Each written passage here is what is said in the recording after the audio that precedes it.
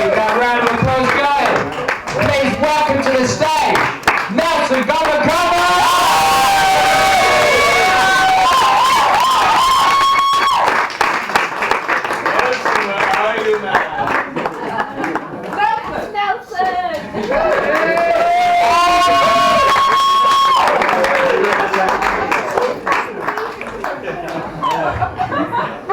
Is everyone feeling all right? Sorry if I look a bit weird right now. Is it okay if we increase the brightness?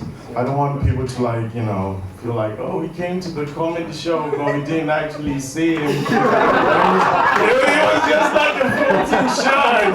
Just like,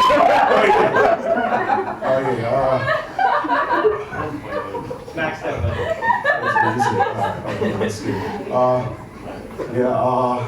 So let me start by introducing myself. My name is Nelson Gombakomba Jr. II. I like small butts, but that is a lie. You other brothers can't deny. If you say a small butt walking in, okay. You gotta start testing. I'm really nervous right now. I'm also really sad. My flatmate recently got ran over by a car. He literally became a flatmate after that. Like his body was like split in between like his intestines. Okay. So my name is Nelson Gombakomba Jr. II. I know what you're thinking. Nice fake name.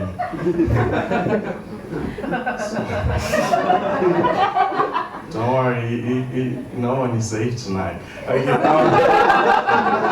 my name is Nelson. My name is Nelson Gombakomba Jr. II, or as the women of Norwich like to call me, the dancing teeth, because when I was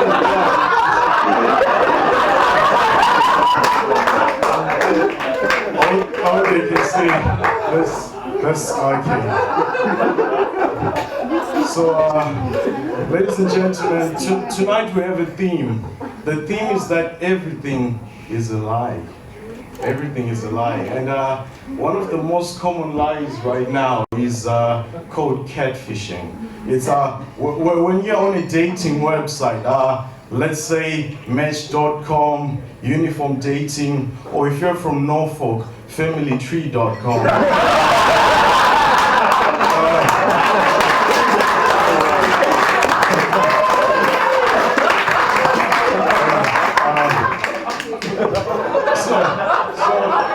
So on these dating websites,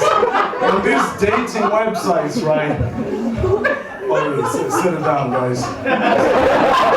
We're only getting started. Okay. I'm gonna act out how catfishing works.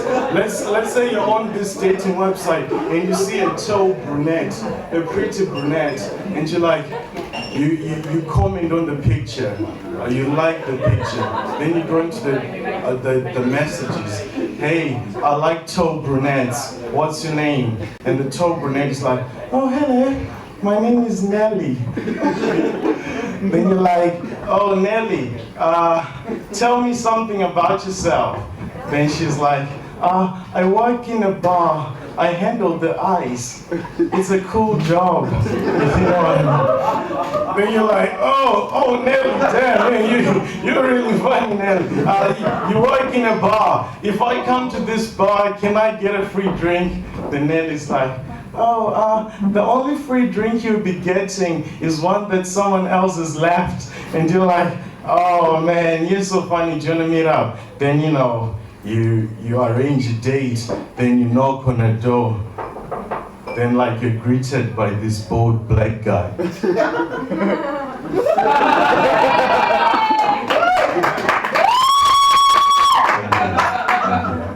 and you're like, I'm here to meet the pretty brunette I was talking to online. And it's like, yeah, that's me. Oh, you said your name was Nelly. Yes, Nelly as in Nelson Gombakomba Jr. II.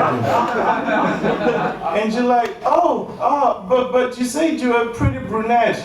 And I'm like, for the right price, I can be. So yeah, that's how catfishing works. Sometimes it takes a different angle. It doesn't always affect dating. Personally, when I apply to jobs, I like to play a game where instead of ticking the ethnicity Black African, I tick white British. And when I show up to the interview, we play a game called, you mentioned the elephant in the room. So I show up to the interview, right?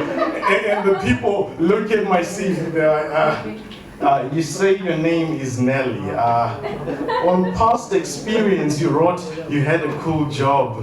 And I'm like, yeah, work behind the bar, handling the ice. It is what it is. And the people is like, oh, you claim you're a tall, pretty brunette, but you're really just a black guy in a wig. And I'm like, for the right price, I can be. So that's how I ended up being a stripper, because they actually paid the right price, and you know.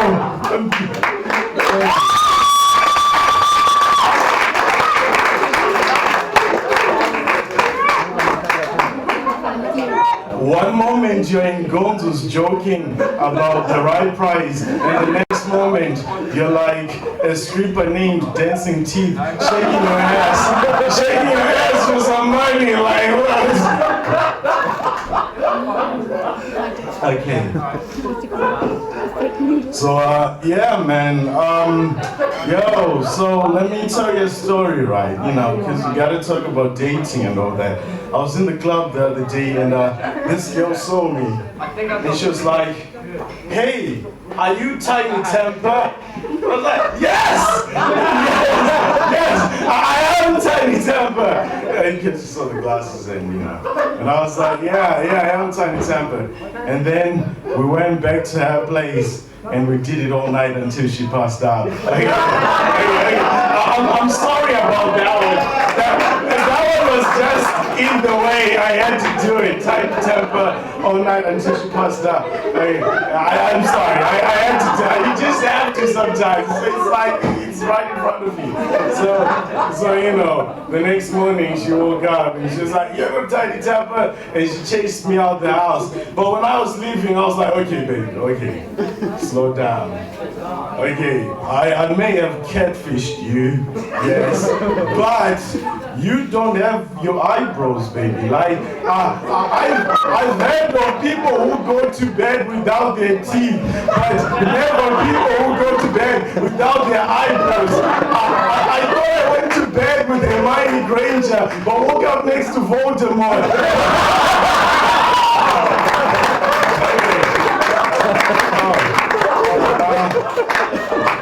I'm glad someone got that joke. 10 points to Gryffindor. Okay, alright, so as she was chasing me out of the house, I was thinking, I was running, and I was like, yo, man, you know, unless you're in a good relationship, you know, every other sex you have outside that, you know, dimension of a good, happy relationship, you're going to need an excuse for, you know.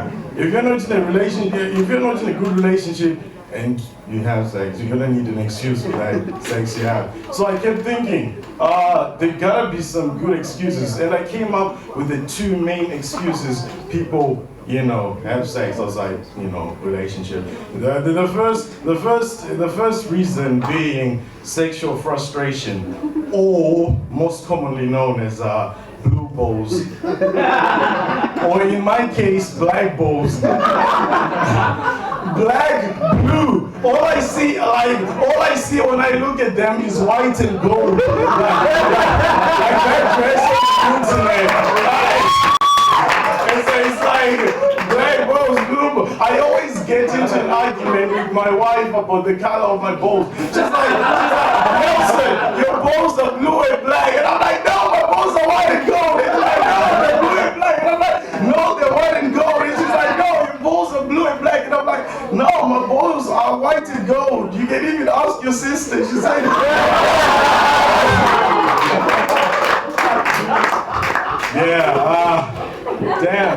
Imagine what it would have done to my self-esteem if someone told me from an early age that my balls were white and gold. I know. It's a hard life, isn't it? Okay. So, yeah, that's the first excuse, first common excuse people have sex. The second most common excuse is to strengthen family ties. That's a Norfolk joke right there. People come up to me and say, you don't make enough Norfolk jokes. That one, that's a Norfolk joke. Okay, ladies and gentlemen, our next segment is entitled Reading the News with Uncle Nelson. We're going to use a reliable source of information, the Daily Mail. I actually stole this. I stole the Daily Mail. I know no one will ever believe this, because even the police will be like, immigrants stole the Daily Mail. Even the Daily Mail will be like, nah, we write some crazy headlines, man. But that one, we don't believe that one, right? Okay, so, first of all, you gotta address the headlines. The headline, how to beat men's sex problems. Okay, bear with me 1 second. How to beat men's sex problems. According to the Daily Mail, hard bicycle seats could do you a mischief. Hard bicycle seats. Yes, I knew about this earlier. So, I removed the bicycle seat from my bike, and now I just ride this it's really good exercise. I would recommend the bumpy road to the cathedral. Yeah, that road. I do it every Sunday morning on my way to church. That bumpy road. Sorry if I offended any Christians in there. I did say no one is safe tonight. I want you. Okay. So let's look at the headlines, shall we? According to the Daily Mail, UKIP wants to legalize weed. UKIP wants to legalize weed, ladies and gentlemen. But they... Beg your pardon? UKIP wants to legalize weed, but they also don't like foreigners. Ladies and gentlemen, there's things that don't make sense. One of the things that don't make sense is that why is the penis the darkest part of the body when it receives the least amount of sunshine? I don't know about your penis, but yo, mine is pretty dark, man. Yeah. That thing is dark. All I see when I look at it is white and gold. So yeah, things that don't make sense. UKIP wants to legalize weed, but they don't like foreigners. I don't think UKIP know where the best weed is grown. I don't think they realize where the best weed comes from. It will be fun at first, those first few months when there's no foreigner and you're going out smoking a joint because weed is legal until that high grade runs out. And that will be a revolution. Bear with me 1 second. Okay, so, let's look at the headlines again. Miliband will bring back uncontrolled migration. Ladies and gentlemen, the main issue of this election is all centered around immigration this, immigration that. And because tonight, we're looking at the fact that everything is a lie, Just imagine a few months after the elections when you knock on the door. Knock, knock of number 10 Downing Street, and you're greeted by this weird person, and you're like, Nelly, is that you? And this weird person's like, I'm not Nelly, I'm Nigel. And you're like, Nigel, you said you'd be a good politician. You said you'd do all these things. You promised us all these good things. The Nigel's like, for the right price, it can't be. You get it, because politicians are actually only after money. Okay. Thank you. Because they're only after money. So when you vote, make sure you don't vote for Catfish. Ladies and gentlemen, it's been a pleasure. Coming last in these things is very weird, you know. It's like coming last in an orgy. People have already ruined the audience for you, and now you have to give it that extra thrust because, you know, it's done. Yeah, power to the people. That's the Gombakomba! So we're going to take another short break. Yes, she had good personal hygiene, which is the only thing I look for in a woman, apart from a British passport, obviously. Yes,